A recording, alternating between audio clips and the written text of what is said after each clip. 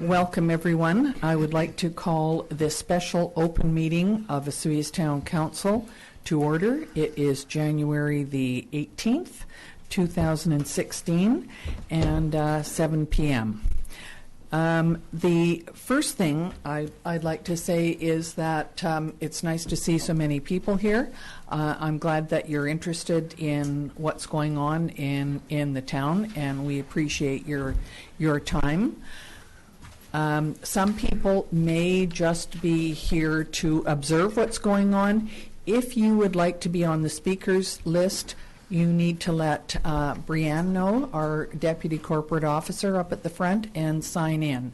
And what I will do is take your presentations in order of you signing in, okay? So the first thing I'm going to do is read a statement from the chair. And I'd like to welcome members of the community, thank you very much, who are present in council chambers and those who are viewing the meeting via live video streaming. This is why we have our mics on, microphone up there. It will be on the town website if you go on there, okay?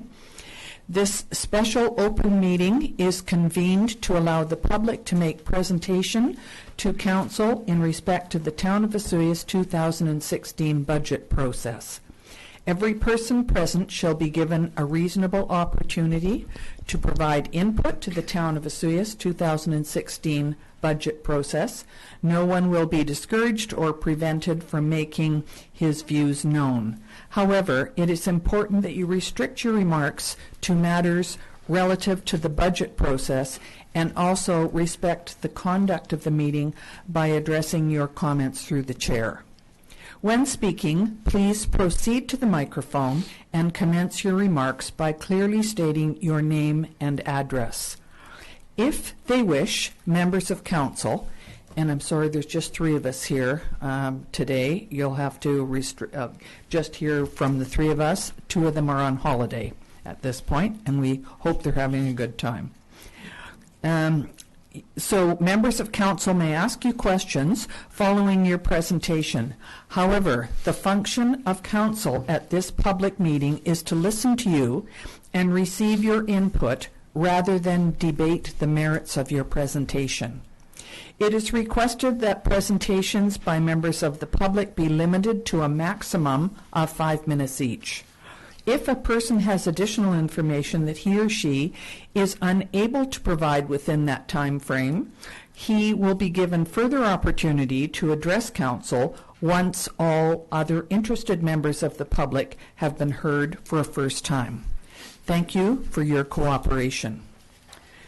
And the first thing that I'm going to do is turn it over to our Chief Financial Officer, Mr. Zackel, to explain about the presentation he's going to make. And he has been busy, let me tell you. He has been I don't even think he had dinner tonight. So thank you, Mr. Zackel. Thank you, Mayor McKortoff. All I'm presenting tonight is just basically key highlights to the 2016 operating and 5-year capital budget, which is reflected in the 2016 to 2020 financial plan bylaw 1317, which is attached in our budget package.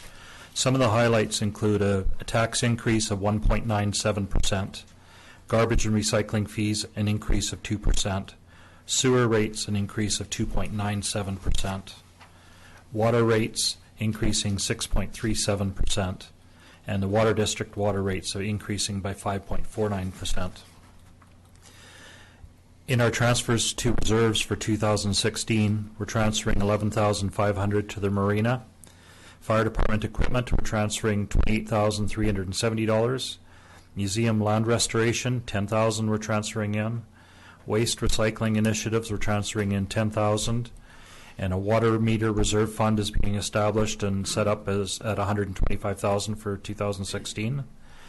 As well, we've removed the $23,200 as a reserve contribution for 2016, as the RCMP reserves have reached $223,200. We have on our 2016 capital projects list general fund capital projects of $9,659,404. Under a sewer capital fund, $4,614,000, and under a water fund, $1,222,000. And I'll pass it over to Mr. Romanko, our CEO, for the business plan. Thank you very much. Mr. Thank you. The Director of Finance has provided Council and the public with an overview of the financial changes proposed in the 2016 Budget and Capital Plan. The 2016 to 2019 Business Plan identifies projects identified for implementation in 2016 and plan for future years.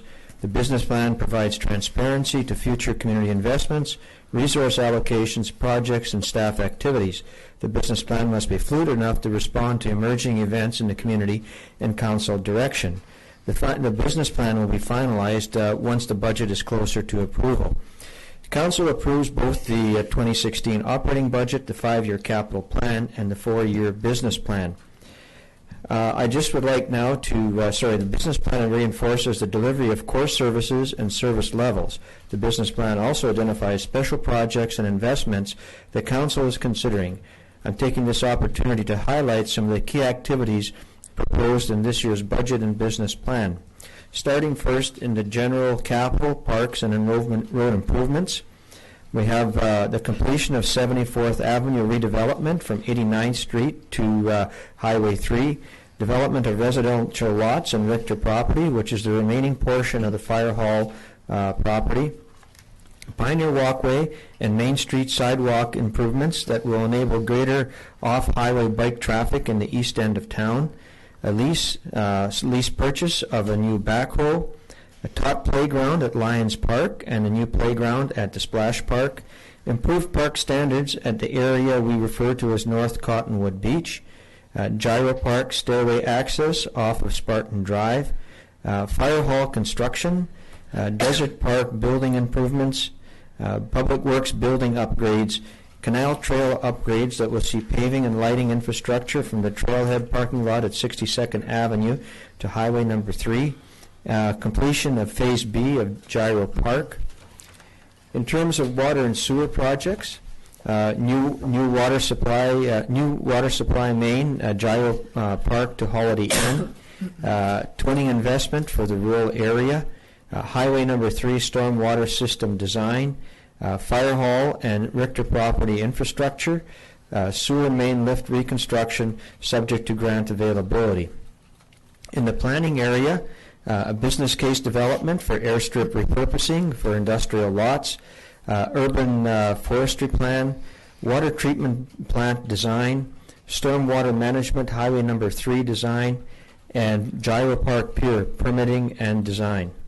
In the area of programming and staffing, development and implementation of a water ambassador program, hiring of a senior finance clerk as per the 2010 organizational review, and no changes to service levels. In the area of policy development and bylaw, completion of the animal control bylaw, rewrite of water regulations bylaw that will implement conservation elements and changes to water practices, and also a CAO delegation authority bylaw. The administration will be involved in many more activities. However, these are some of the key highlights for 2016. Thank you very much, Mr. Romanko. Now we will go to the section where we will ask for presentations from some of you that are there. And the first person to sign in the speakers list is Ingrid Jarrett from Watermark. So, Ingrid, welcome. Thank you.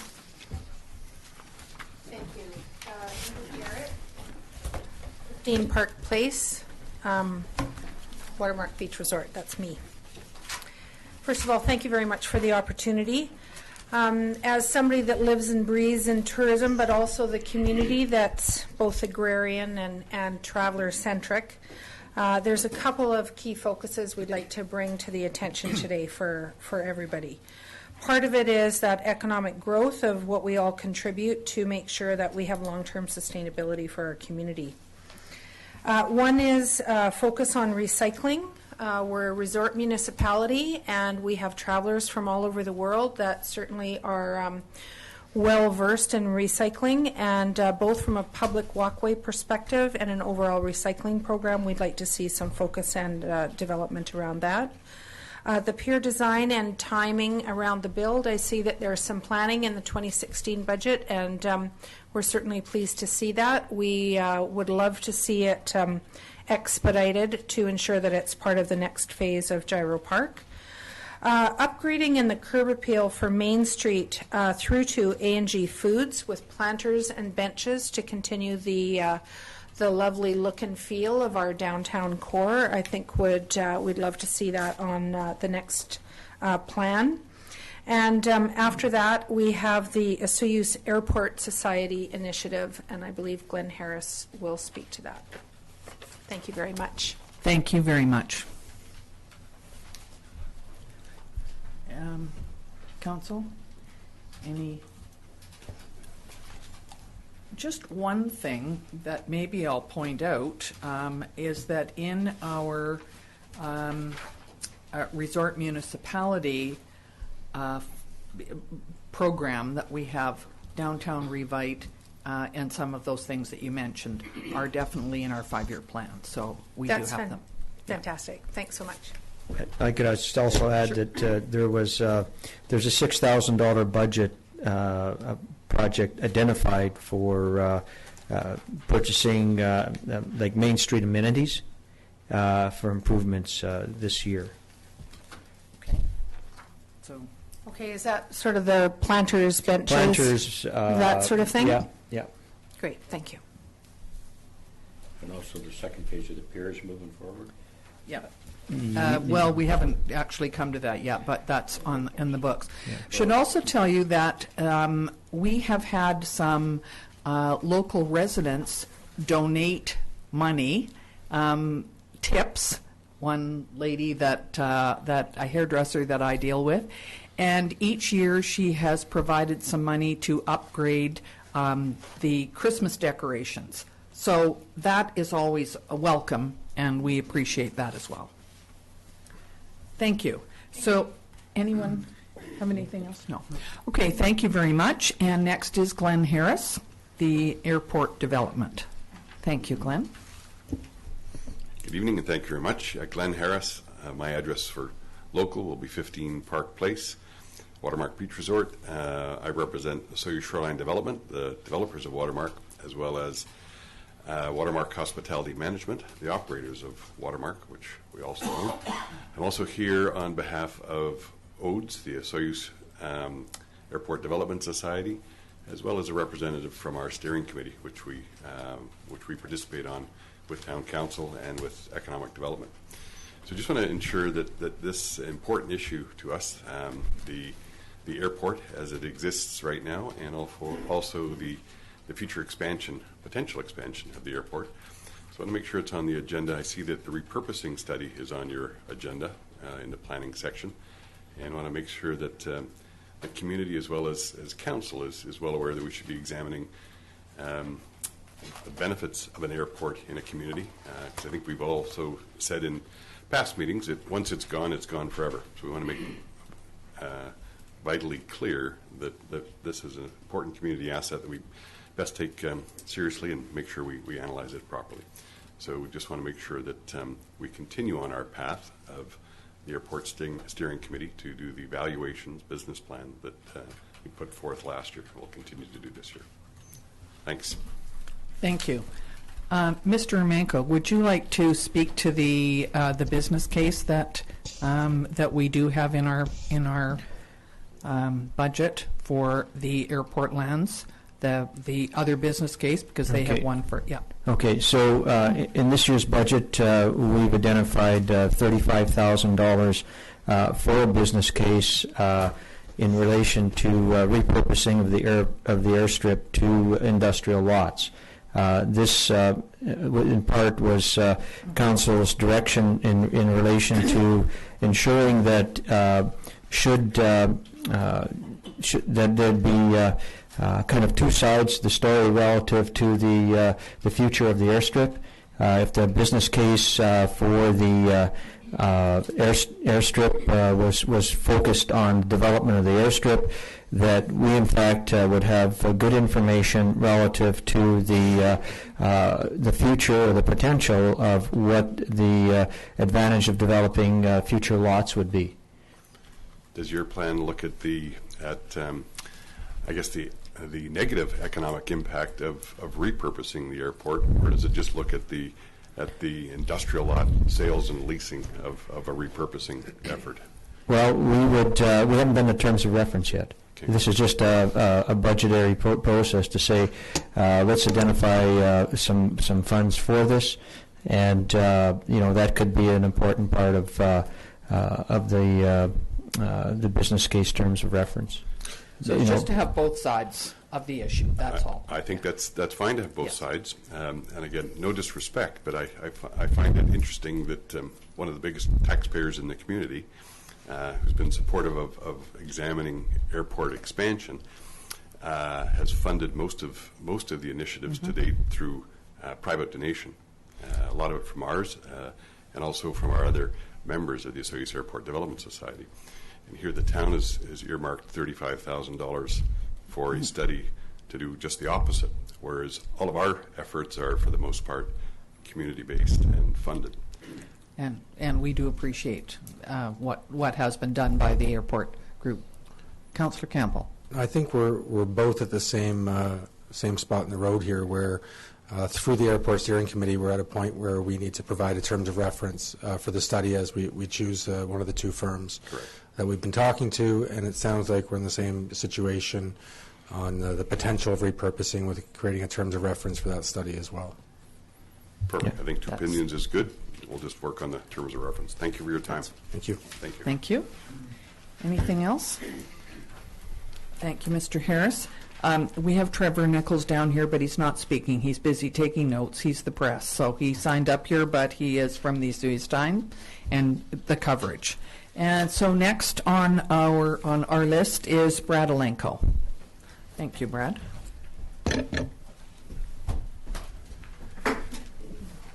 Thank you, Mayor McKortoff. I think my presentation might be a little longer than 5 minutes, but not that much. I'll try to go through it as quick as I can. First of all, thank you, Mayor and Council, for the opportunity to speak. It's, I think it's an important part of the process to get the community involved in the budget process. What I'd like to speak about today is improvements to 68th Avenue. A little bit of background. For the past 5 years, I've been asking the town of Vesuvius to undertake the necessary road improvements to the short portion of 68th Avenue between 83rd Street and Main Street. 68th Avenue is a commercial street which also functions as an important connection to the elementary school and its playgrounds, the Sonora Center, which houses the library, community gymnasium, community meeting rooms, and hosts regular and daily community programs for residents and the visitors of all ages. The town found it necessary to improve the portion of 68th Avenue west of 83rd Street a number of years ago, but stopped short of completing the road improvements. Each year that I have asked about the timing of the completion of 68th Avenue road improvements, I was advised it wasn't on this year's road improvement program, but it would be scheduled for the following year. It now appears that the 68th road improvements are being postponed to 2020. In 2012, the town of Vesuvius and the Insurance Corporation of BC prepared a study which evaluated traffic signage on all streets within the town, evaluated signage related to school and playground areas, and evaluated the safety of crosswalks within the town. This was done for the purpose of providing recommendations that would lead to a safer pedestrian and vehicular environment for residents in Vesuvius. The report made a number of recommendations for signage and signage improvements and crosswalk intersection improvements, and the report advised that the cost of implementing the recommended improvements could attract support from ICBC. The report provided a list of 15 intersections that required attention, and out of the 15 intersections, 2 of them are on the portion of 68th Avenue between 83rd Street and Main Street. The report identified 68th Avenue as being a major road. It appears that 5 of the 15 recommendations or recommended intersection improvements had been implemented by the town, but the 68th Avenue recommendation improvements have not yet been completed. In 2015, the town of Vesuvius had its contract engineering firm prepare a road condition upgrade plan for for roads within Sirius. The purpose of the plan is to evaluate the present condition of existing roads within the town and provide recommendations for road upgrading based on current conditions and function. The consultant's report recommended the 68th Avenue road improvements as a low priority, and I suspect that based on the report, staff proceeded to place a low priority to the required and necessary improvements on 68th Avenue, placing it for completion in 2020. I understand that placing priorities on projects is not an easy task when there are limited resources, and knowing that each project is important to select people or groups of people, but it is important for council to have all the relevant and important information at their disposal when they set priorities for spending. I'm going to provide you with some additional information for your consideration before you finalize your budget commitments for road improvements. So a little bit of a rationale for the 68th Avenue road improvements. First and foremost, I believe council needs to carefully consider the value of road improvements from a public importance and public safety perspective. The ICBC report provided clear recommendations on the present safety issues with certain intersections in the town of Sirius, and 2 of the 15 intersections requiring improvements were on the portion of 68th Avenue between 83rd Street and Main Street. As safety concerns have been identified on 68th Avenue by ICBC and acknowledged by the town of Sirius, if an accident should occur at these locations, I suspect liability on the town would be significantly enhanced if it appears that addressing the identified safety issues were not being actively pursued. The portion of 68th Avenue between Main Street and 83rd Street does not have sidewalks, curbs, and storm drainage, and does not have a safe intersection at Main Street. Presently, pedestrians traveling on 68th Avenue to and from the elementary school and playgrounds, the library, or any of the host of facilities and activities that occur throughout the day at the Sonora Community Center are required to take a very unsafe passage along 68th Avenue. There is a sidewalk from Main Street that turns west onto 68th for approximately 15 meters and then abruptly ends, and pedestrians are forced to continue their walk onto the 68th Avenue road surface behind parked vehicles. This is extremely unsafe as small children cannot be seen as they walk behind parked vehicles, and a serious injury is imminent if somebody backs out onto the road not knowing there is a little person behind their vehicle. In the description of the condition of 68th Avenue in the town's consultant's report, the report states, neither traffic volume nor the number of properties having direct access justify improvements on 68th Avenue. And it further states, it is proposed that the pavement surface condition on 68th Avenue be addressed by an overlay. The report does not acknowledge that the properties adjacent to 68th Avenue are commercial properties and that are assessed commercial property taxes, and it's apparent that there was no consideration in the consultant's report of the present safety issues on 68th Avenue. Also, 68th Avenue is not simply a commercial road, but rather has a much more important function as a pedestrian and vehicular corridor for the entire community for access to major institutional public use and recreation facilities. It appears that the consultant's assessment of 68th Avenue and the recommendations of low priority for upgrading was entirely based on the condition of the pavement. It's unclear why the consultant's report recommended a low priority to improving 68th Avenue when it lacks basic road features such as curb, gutter, sidewalk, and storm drainage. Yet other roads that presently have all of these features are proposed for asphalt improvements. The adjacent property owners pay commercial taxes, and as the town has zoned the properties commercial, there should be some level of commitment to provide road infrastructure to a full urban standard that can properly and safely serve the properties. The town of Sirius should be encouraging commercial development in appropriately zoned areas, and part of this encouragement could be through the provision of proper and safe road infrastructure. I believe this is one of the only streets in town that contains commercial zoning yet does not have a sidewalk. This problem is compounded by the significant amount of pedestrian and vehicular traffic on the road that is generated from the elementary school and its playgrounds and the town's Sonora Community Center. It simply does not make sense to further postpone the design and construction of 68th Avenue to provide safe public access to the elementary school, library, and Sonora Center. In summary, I'm requesting that the town place a much higher priority on the construction of a proper road and sidewalk on 68th Avenue, and I offer the following relevant information for your consideration. And there's some point forms there, and I'll just quickly read through them.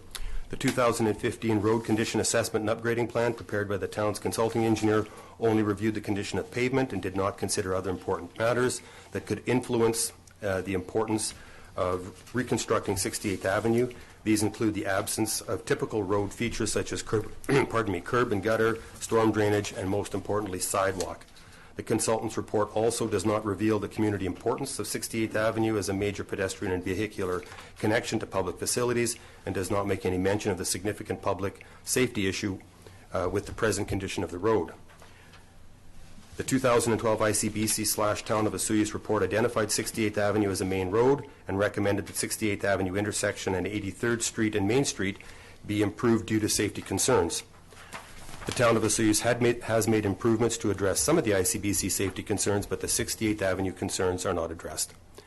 The use of 68th Avenue by pedestrians is very unsafe, as the absence of a sidewalk results in pedestrians walking on the traveled portion of 68th Avenue behind parked vehicles.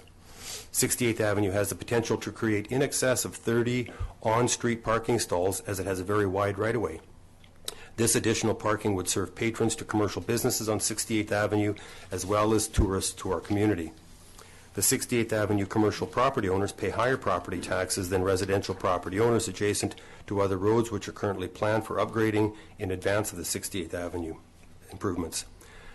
The Town of Vesuvius should encourage and promote commercial development in commercial zones, and this could be accomplished by reconstructing 68th Avenue to provide a functional and safe vehicular and pedestrian environment.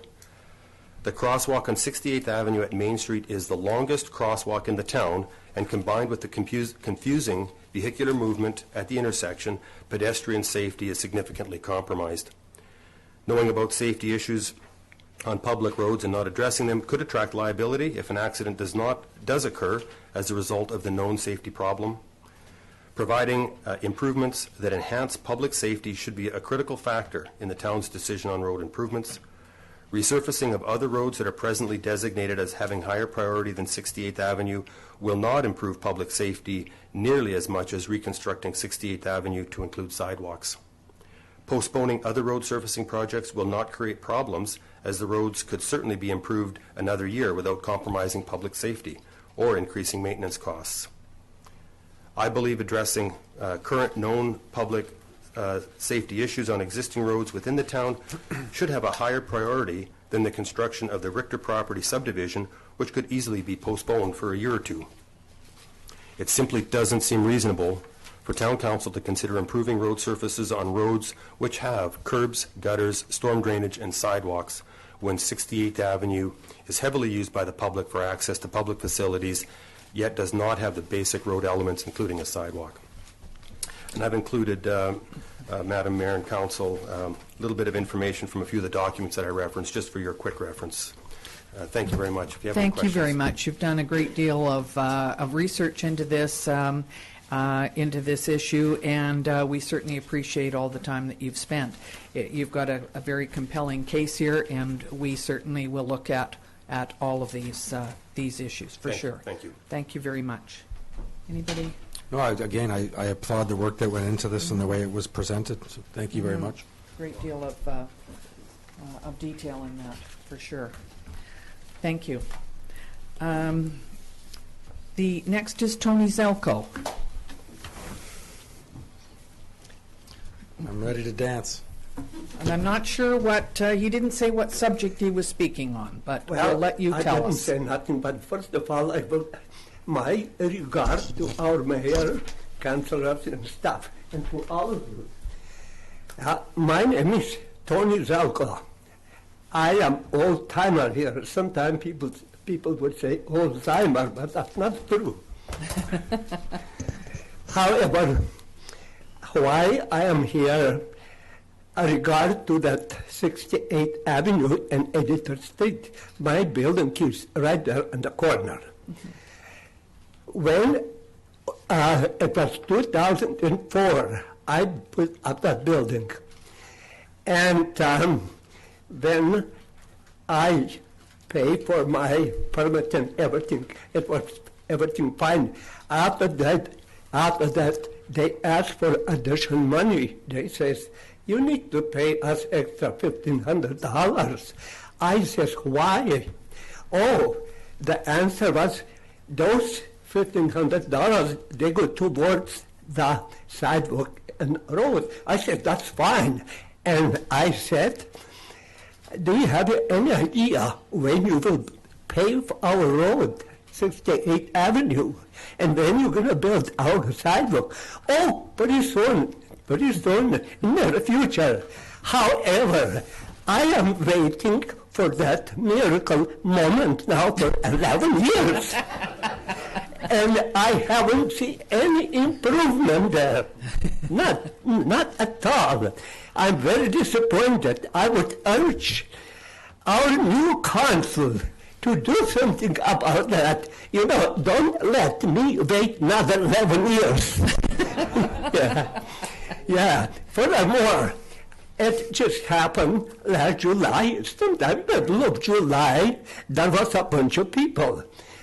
Of course, I don't remember their names because they were somewhere from Saskatchewan, etc., etc. And we were talking right there in front of my building. And they asked me, by the way, what is your council doing here in Sirius? I says, I don't know because I don't see him around my place. I says, why you ask that? I asked him. Then finally they says, look at your road. Isn't it shame? We are walking up to Sonora Center, up to school, back and forth. Now look, and you don't have an even sidewalk. Not even sidewalk. Please, I urge you, your new council, I have faith in you. Speed up and do something about young teenager. He haven't got time to wait another 11 years. Thank you. Thank you very much. We certainly understand, Mr. Zelko, your concerns, and it has been noted, that's for sure. Thank you very much. Anybody have anything? No, okay. Next on our list is Ken Murray.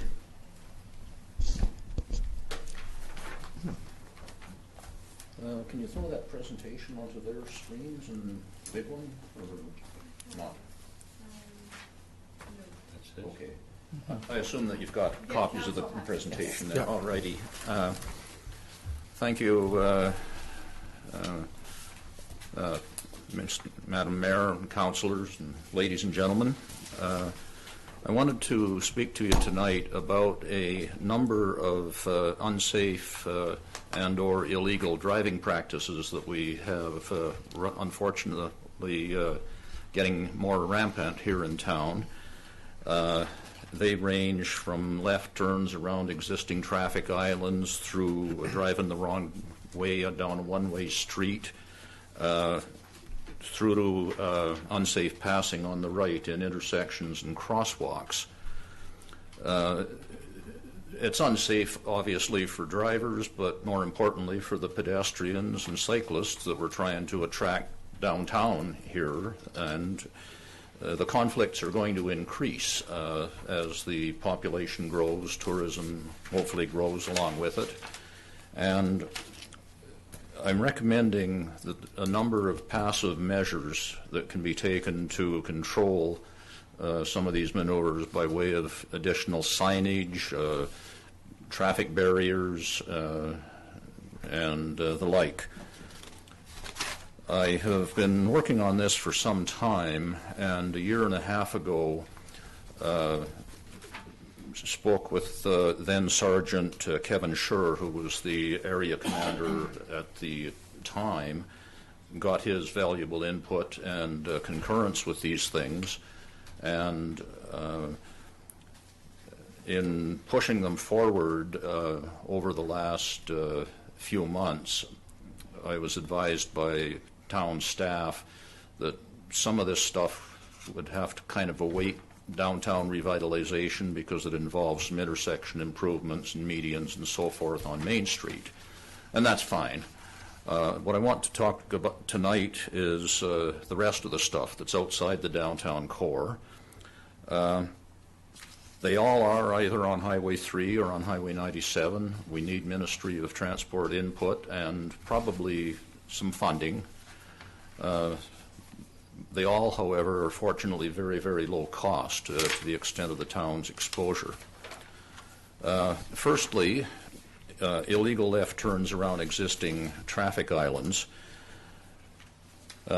Speaking first to the exit from the Petro-Canada Bilo shopping center onto Highway 3,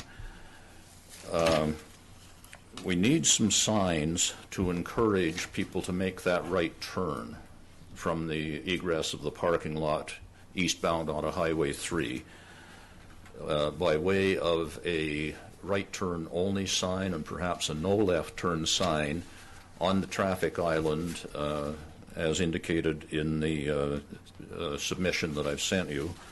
Also, a small traffic parking block could be installed, just pinned into the asphalt.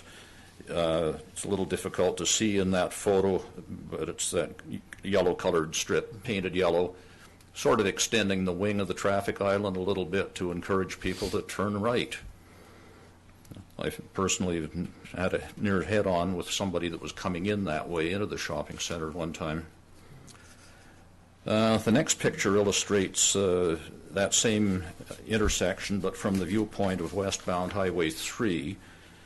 And we really need a further do not enter sign, as indicated with the black arrow, as well as a couple of no left turn signs, one on the island and one on the lamp standard to the right of the highway.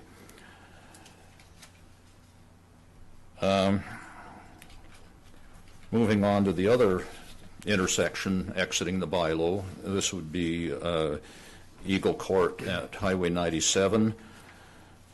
Left turn southbound from the highway into the, around the median into well, either McDonald's or the Bilo happens all the time, despite the no left turn signage that's there already.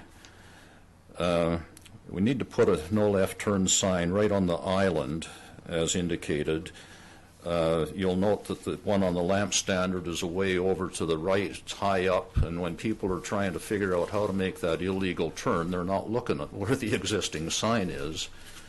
And further sign would also be useful at the entrance to the RCMP parking lot.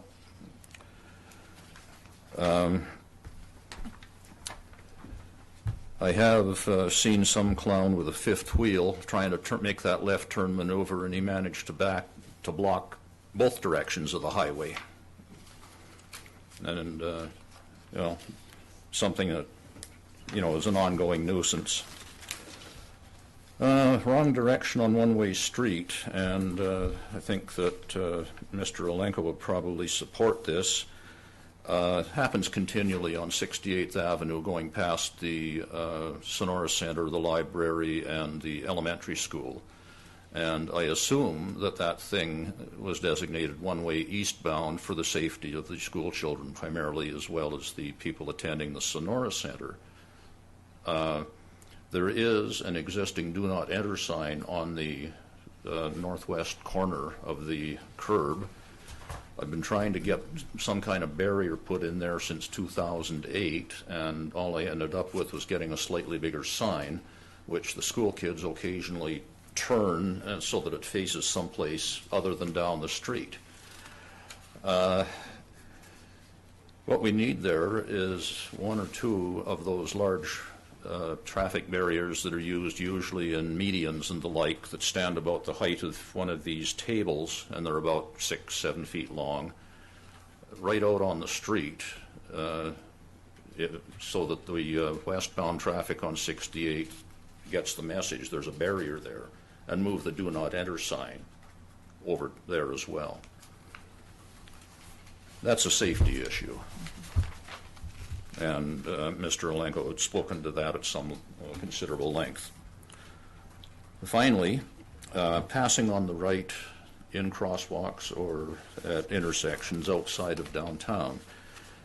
Now, Sergeant Schur advised that, yeah, that is a perfectly legal maneuver, but it has to be done in a safe manner, and you can only pass one car at a time. If you come out and pass 3 or 4, that is not legal under the Highway Traffic Act. It's widely ignored, and I've seen several near misses of pedestrians and cyclists that, were the traffic was stopped for, and somebody got a little impatient. First intersection of concern is eastbound Highway 3 at Cottonwood, where traffic will back up that wants to turn left onto Cottonwood.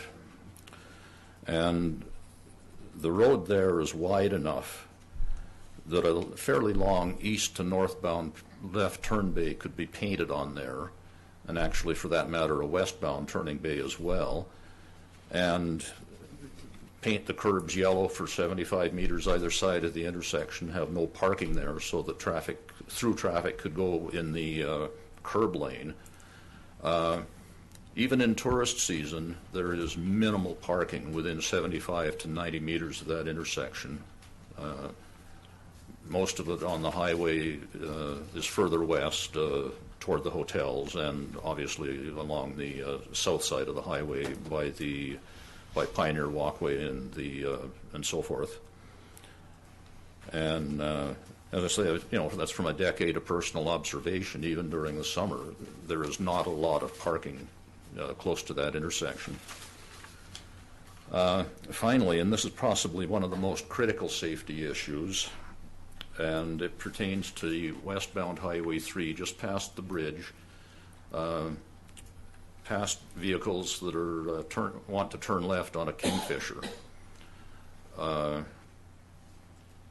That is probably one of the busier intersections along Main Street, and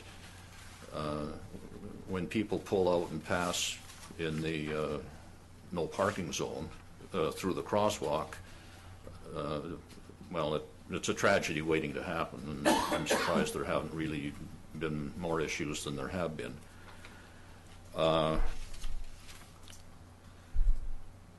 You could put in a bump out there or barrier blocks, but and I would suggest a barrier block to force people to back up and wait for the traffic to clear would be far cheaper, as well as the fact that that intersection may well be reconstituted in some way with downtown revitalization. So this would be just a stopgap, because when's that downtown revitalization going to happen? Anyway, that's kind of what I would like to see happen, and I would like, in closing, to read an email that I got from Ron Doucette, who was, of course, our retired Director of Operational Services. In regard to your recommendations received on September 10th, we've contacted the Ministry of Transportation, who's responsible. That person in charge has said the following: I have been on site and observed several left turns at the intersections noted. I'm requesting the no left turn signs to be installed at the intersections, to make the intersections at Highway 97, 3, and Eagle Court more defined with this driver information. I will request the work today, and given the stock levels, the signs may have to be ordered. In any case, Argo will be installing as soon as possible to help ensure the safe movements at both of these intersections. September 10th, 2008. So, let's get with the program, people. This, for the safety and well-being of all of us. Thank you very much, Mr. Murray. You've made some very good points, and I have to say that there are a couple of those turns that I think I've made in error myself. One of the things, and I'm not, yes, one of the things that I used to do quite often was to come out of Bilo and go through the RCMP parking lot to get out to the highway and turn left, until they put up a sign saying, no, you couldn't do that. And I don't anymore, believe me. I don't, but we did that for many years. So it's a matter of training people and making these things just more accessible and better signage, and we certainly agree. Many of them are on the highways, in which case it's really out of our hands, but we can suggest we can recommend, but it's a little difficult to get through it. Yes, So, just to speak into that. Yes, sure. I would mention as well, if I may, that while I developed this when Sergeant Schur was the area commander, on the 8th of January, I did contact and sat down with Randy Bosch, who's of course our new commander, and he kindly reviewed and supports these as well. Good. Thank you. Mr. Ermenko?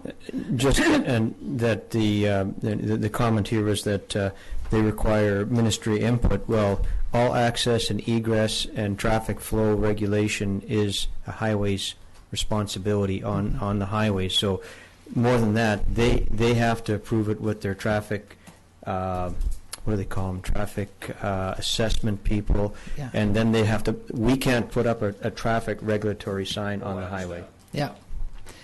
So that's not to say that we shouldn't go at them again, and that's something that we can try and do, but ultimately the decision is in their court. Absolutely. It does sound like, from what I received in 2008, that they were ready to do it. Well, there's probably changed personnel since then. Councillor King. I guess where the town could make an impact, Ken, I'm just wondering if you ever talked to the fire department on that Winery Street involving the elementary school and what impact it would have on them?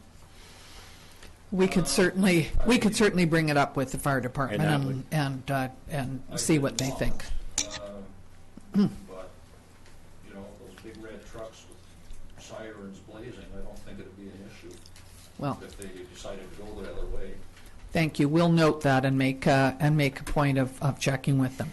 Thank you very much. Next is Birgit Arnstein from the Sirius Lake Water Quality Society.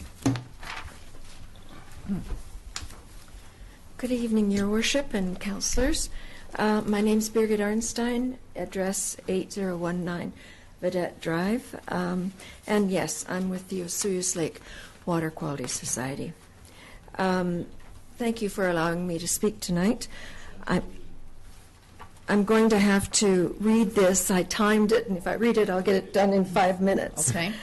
Since 1992, Sirius Lake Water Quality Society has been testing our lake, educating the public, and working on prevention of toxins and other invasive species from entering our lake. We have funded our activities from membership fees, donations, and some grants. Over time, our membership has decreased. We now have 20 paid members. We have continued to test Lake Osoyoos every Wednesday from May through September. Operating our boat and testing Lake Osoyoos in 5 different regions of the lake has become the major activity of our society in recent years. As our funds have decreased, it is all we can afford to do. Now our motor is getting older and may need to be replaced in the near future. As gas prices have gone up, the cost of operating our boat has certainly gone up. We must replace or repair testing equipment from time to time. We've had to do that this summer. Our society needs to increase its membership. It needs to engage in more prevention activities, particularly with the very real threat of zebra and quagga mussels entering our lake. We need to develop new pamphlets and other promotional materials. I have given you all a copy of our pamphlet, which is a little old. All of our activities require a healthy operating budget. I've attached a copy of our budget for the year 2016-2017. We've applied for a grant from RDOS. I haven't heard back yet. We are engaging in some independent fundraising activities, such as our Burgers and Beer evening at the Sage Pub this coming Saturday night. I still have a few tickets. We will be helping with Elks Bingo in March, and so some of this is reflected in our budget. Unfortunately, this still leaves us in a shortfall. We will certainly be in trouble if our motor dies. We've got a minor leak or some kind of a leak in one of our pontoons and of the boat, and we can't even consider looking at that because the cost of it. Our budget also includes an additional sub-budget for the Lake Osoyoos Appreciation Day. We have written a grant application to the town of Osoyoos to cover most of those costs. which will be submitted later this week. However, it would simply be impossible to do any of it without help from the town. We're respectfully requesting approval of our grant application, which will be submitted later this week, as I say, and additionally, we are asking for $5,000 to assist us with our day-to-day operation and to enable us to develop a contingency reserve fund for our motor and boat. A new motor would cost about $10,000, while a refurbished one might be obtained between $5,000 and $7,000. We anticipate that the Lake Osoyoos Appreciation Day would generate more interest in our society and enable us to obtain new members. The activities of the Lake Osoyoos Water Quality Society have long been valued both by the Ministry of Environment and by the town of Osoyoos. In order to continue, we need your help. Thank you. Thank you very much, and we certainly do appreciate everything that the Water Quality Society does and has done for many years. I congratulate you on the pub night this week. I will be there. I have a ticket. And we've certainly tried to get the Lake Osoyoos Appreciation Day sort of amped up a little bit with the happy welcome of some of the people from Oroville. So that's a good thing. And I'm glad that you've thought outside and of these applying to the town by helping with the Elks the Elks Bingo. And I'm just wondering, you said that you have a written grant application. Do I assume that would be a grant in aid? Is that what? If so, that would be that. I think it's about the 20th of February that those grants need to be in. Right, and we want to have it in as soon as possible, and we've just finished our budget money. We needed some insurance information. We just got it today. Good. Well, my suggestion is that's probably the best way to get money from the town. And actually, this year in our budget, we have increased that amount from last year. So that is probably a good sign that we can help more people. May I ask then? I'm sorry. Yes. But so if I'm clear with what you're saying, you're suggesting, so we divided the funds that we need up into Lake Appreciation, and that's what our grant application reflects. And I thought coming here, we were looking for general, not earmarked funds and not operating grant funds. And it would certainly be taken under advisement like we do with everything else. I'm not sure that we could do both, but we would certainly look at it, and we appreciate your interest in it. Councillor Campbell? Thank you. As far as fundraising and increasing membership, is there much of a social media or web presence? Yes. Well, we have a website, and on your pamphlet, the website is noted, right. osoyooslake.ca, and all of the information about our society is on there. And certainly for advertising our Sage night, we use In the Loop, we use our Facebook. So, yes, we're using that. Yeah. Councillor King? I think it's imperative what you're doing here for the water quality, because without our lake, this town is kind of dry, I would say. Maybe I would encourage you to maybe ask for more through that granting process. Not saying maybe you would get more, but it might help you up what you're asking, because I don't know what you're asking for now. Yeah, well, our grant, what we're asking for, it's actually on this budget. If you turn to page 2 on the budget, if I can turn it over. So 3,000? That is, yes, 3,000. I must be missing that page. It's this one right here, the second page. Are you missing This it? part right here. Oh, I see. Yeah, Minister of sorry. Finance. Yeah. Yeah, and I mean, my difficulty from the way I read how the budgeting goes is that if we added to that grant proposal, that money would sort of we'd be required to spend it on the Lake Appreciation Day, and we actually need some operating funds I'm wondering, just from stating what you need here, whether there might be somebody who might have access to a motor, which seems to be your biggest item.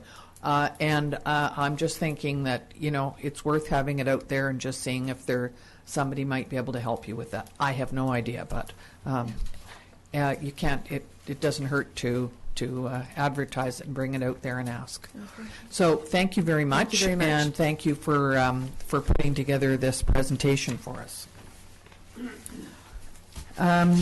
Next on our list is Mr. Parahudoff.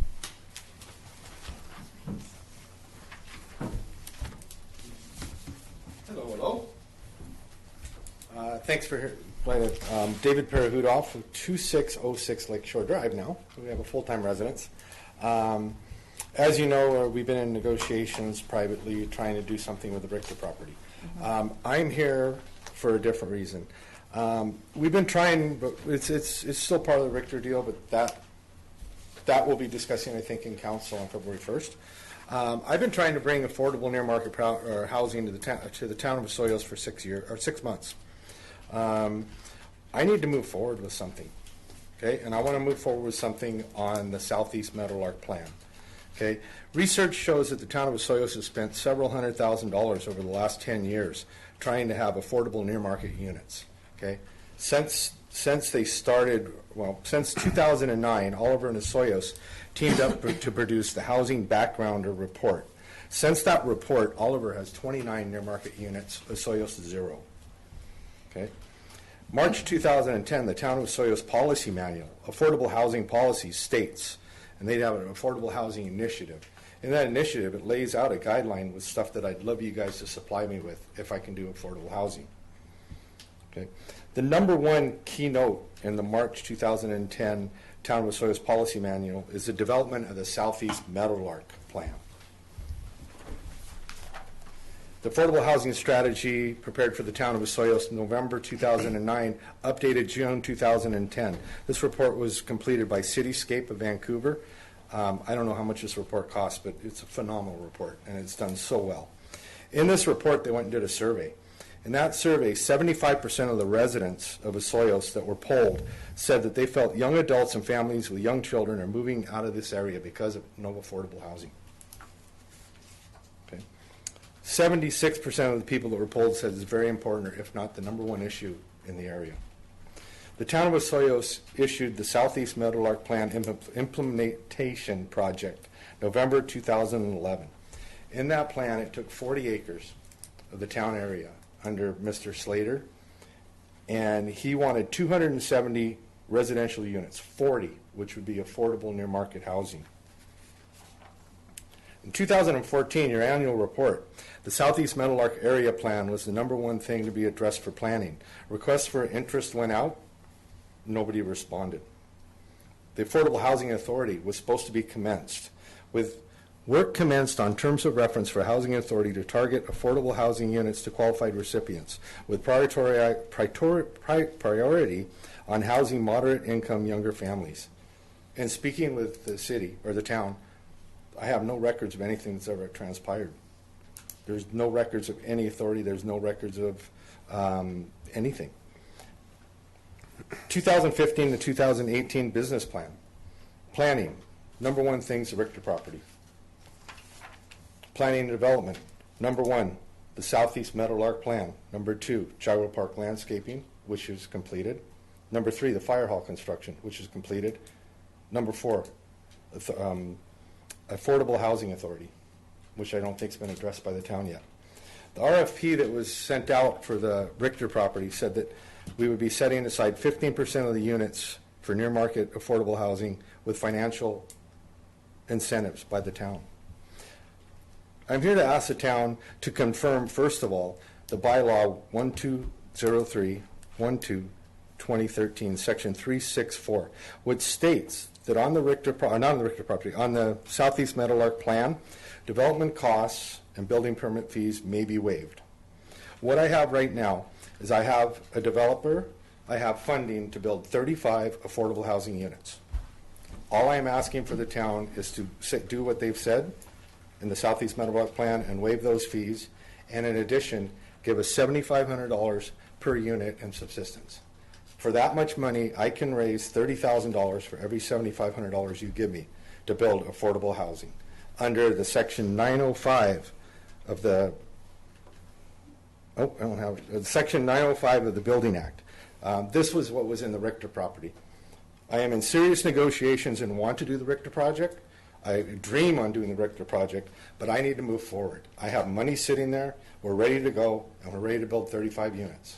All we're asking for is at least to work with us on affordable housing or start your own affordable housing commission. Because without that, we will not be able to move forward on the Richter project or on our project. Thank you. Thank you very much. I'm nervous. I'm not very good at this. I usually have other people doing it for this. I'm very passionate about this. And we totally understand. I believe we are waiting for you, Mr. McKortoff, to come up with a business plan that... well, this has nothing to do. This is another project. And this another project. So yeah. It has nothing to do with the Richter property. No. It's I'm thinking that that our first priority is the Richter property because we have to put in the roads, the sewers, and everything in there. We can't move forward to the next one until we have one done. Am I correct, Mr.? Well, we do need a housing, a formal housing authority, both for the Richter property and for any future development in the southeast Meadowlark. It's no doubt that we need it. It's a priority. It's the list of projects is there. It's slid down, and if there should be a motion on the books from the last council, where Councillor Ryan was placed on as the council representative to initiate the housing authority. Unfortunately, that didn't get done. So there is record on record of a motion passed. There's no money though. There's no money, but you don't need money to do a housing authority. All you need is a terms of reference as to how it's going to operate and to find people within the community that will serve on the housing authority. So it is something that is in our business plan for this year, and I recognize, as Mr. McKortoff says, it is a priority, and it will get done. Because we certainly, the investment in the southeast, in the Richter property, if properties are going to be moved under the near market value, we need that housing authority. Yep, for sure. So thank you very much. We appreciate that you are very passionate about this, and appreciate the fact that you came and spoke to us. Councillor King. Can you recite that bylaw number for me, please? It's on there. It's it's in the, and I can give you a copy of this, but just my quick notes. 120 something. It is bylaw 12/2013, section 364. And actually, if you read that bylaw, that would, if what's in that bylaw, we want to do everything 100% to all this. There's been so much money and time spent on this. I just want to refresh myself and read the bylaw. Yeah, perfect. Thank you. Okay, thank you very much. Next is Greg Inkster. Greg. Your Worship, councillors, ladies and gentlemen. I'm a tenant of Tony Zelko's, 8317 68th Avenue. Not much to say, but I will say, though, 4 years ago, I believe there was a bit of a conceptual that I was party to about parking along there, and it was going to deplete the parking somewhat. So there was a little bit of a reaction, and as it turns out, it didn't. Now, I've done a little bit of an upgrade to a very modest upgrade, but and independent. But the businessman I work in conjunction with downstairs at Tony's, he's working about half-time. I'm working a little over half-time, but the parking is just about full. So in considerations of whatever might be put forward with upgrading that, I'd hope that there was no change in the amount of parking that's available now. Other than that, that's about all I've got to say. Thank you. I believe that the parking would change. Well, there's 6 options. There are 6 different designs that have been created for that area. So I can't Yeah. we'd have to go back and take a look at those 6 different designs and see what, but as Mr. Alenko said earlier, the general planning area is that area can a lot more parking can be created if it's formalized. Yeah, that'd be great, because in the summertime it gets even crazier. Yes, and I don't know if it's 30, as was mentioned earlier, but I do know that the goal was to have significantly more formal parking in that area. Excellent. Yeah. Thank you. Thank you. Thank you. So we've had several people talking about that particular road, so you must have rounded up all your friends to come down and talk to us today. That's all right, strength in numbers. Thank you. Gary Dell is the next person up. And Greg, are you talking to a different issue, or are you going to speak after Gary? He was driving. He's the driver? Oh, okay. So this is concerning Cactus Jalopy. Yeah, so thank you, and hello, Mayor McKortoff, councilors, staff, and what was the name of that street, everybody that's on that street? It's great to hear about that little street. It's a funny little road down there. Anyway, my name is Gary Dell, live at 1619 Highway 97, and I'm here on behalf of the Cactus Jalopys.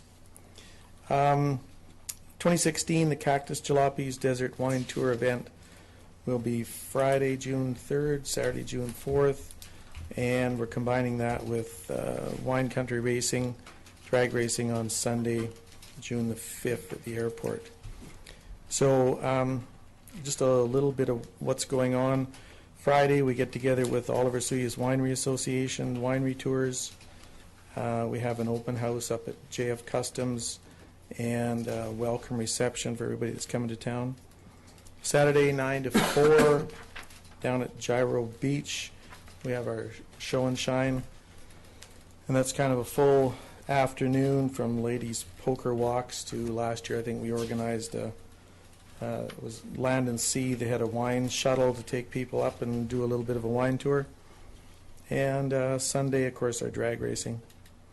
So 2016 will be our 11th year of planning and hosting this entertaining event. The event was originally proposed by a group of local car enthusiasts by J.F. Lanier. And J.F. just believed that Sirius was the ideal location, had the climate, facilities to host a premier car event, and the influx of visitors would economically benefit the Sirius and the area's businesses. Last year was our first year. We worked a lot with Gail Scott, Destination of Sirius, and came up with our purpose to create a fun, exciting, memorable, signature off-season family visitor attraction event, economically benefit Sirius businesses, and put Sirius on the map as one of the best car shows Pacific Northwest, an event not to be missed. When I did the presentation in 2015, I believe somebody, and it might have been C.J. Rhodes, asked how many people attend the event.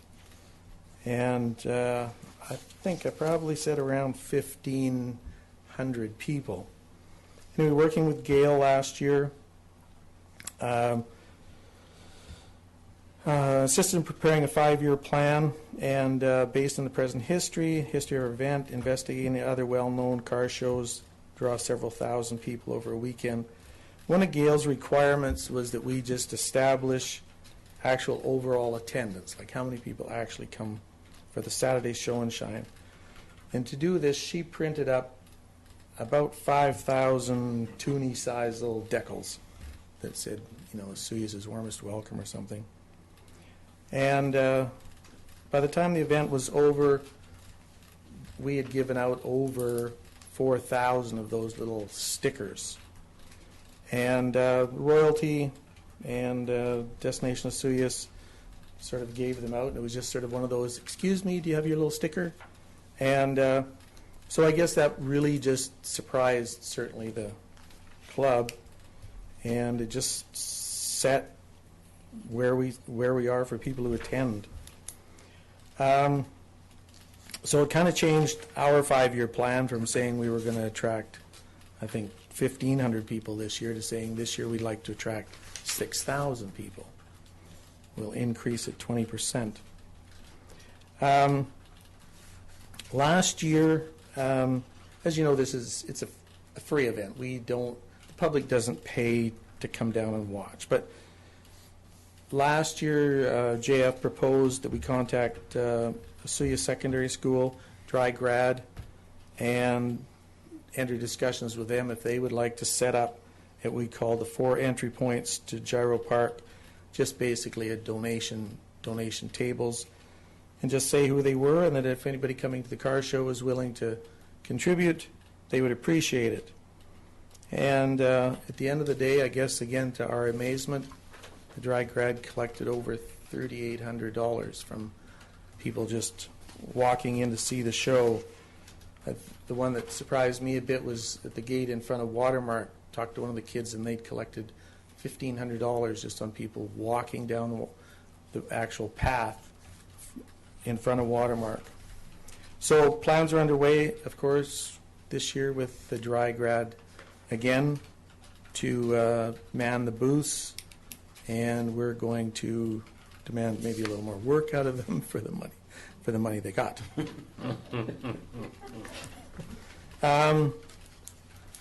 So last year, I think we also, one of the other groups we worked closely with was the Rotary. The Rotary does the beer garden, and it's always successful. I think talking to Gail again for this year's event, Destination BC is to promote local products and services, and we're going to really be talking to the Rotary about trying now to have a couple of craft breweries as part of that program. So for 2016, 5-year plan, attract 250 cars and increase attendance by 20%, which brings us around to trying to up our spectators to maybe 6,000. And to do that, we feel we really have to reach a wider audience. So we upped our advertising budget a fair bit, and Destination Asuya is aware of that budget, and we're working with Gail.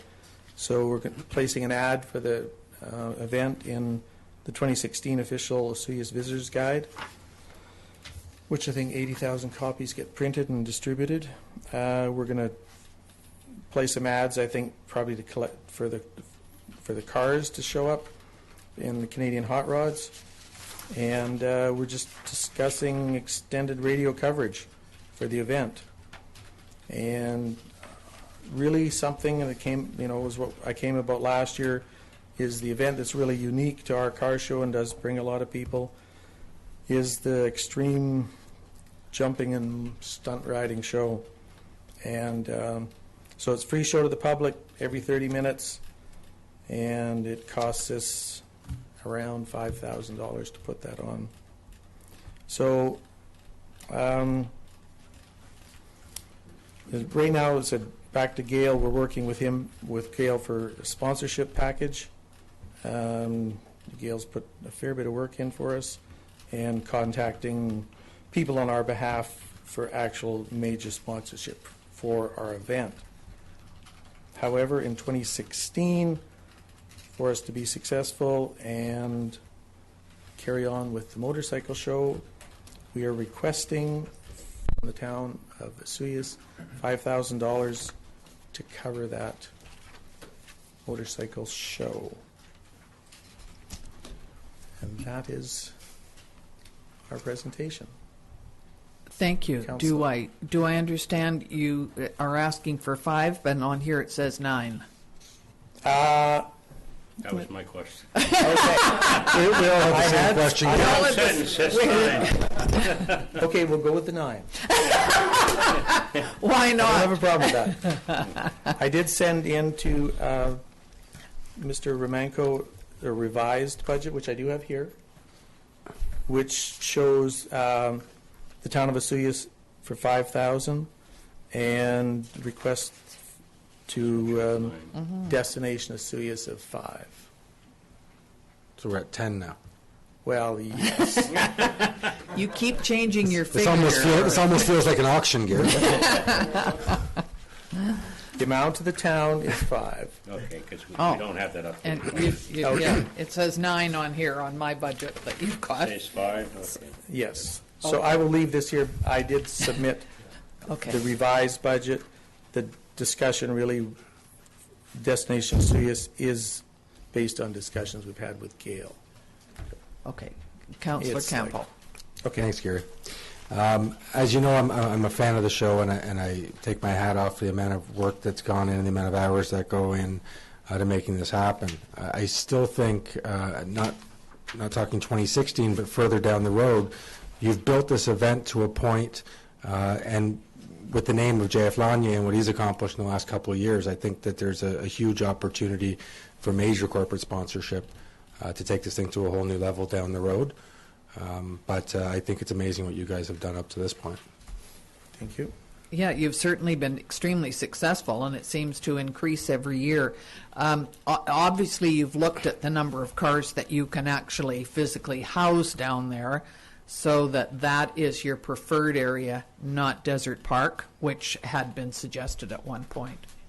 Yes, Is it because- I mean, we really like the beach and we really like the downtown, right? I mean, I think as far as a benefit for the businesses and stuff, it really was a big surprise to us that we had given out that many stickers. And those figures, Gail looked after it, Destination Sirius looked after it, so it's not like, we just said, oh yeah, we threw all the stickers. So, we've just said we feel 5,000 was an accurate figure, and it really up from maybe what we thought of 1,500, and it just was amazing to us that many people actually come out on that day. So There was a noticeable increase on the last one of both vehicles entered and traffic, pedestrian traffic going through was noticeable.